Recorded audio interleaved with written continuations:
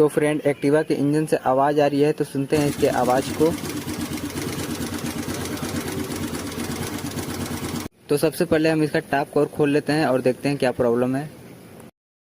इसका tappet loose हो चुका है, इसे हमको टाइट करना होगा। टाइट करके देखते हैं गाइस और दिखाते हैं आपको। और ये हमारा टैपिट टाइट हो चुका है और सुन सकते हैं इसके आवाज़ को कूलिंग में। तो फ्रेंड आपकी भी गाड़ी के इंजन में इस तरीके की आवाज़ आती है तो अपनी गाड़ी के इंजन के टैपिट को सेट कराएं। और ऐसे वीडियो के लिए हमारे चैनल को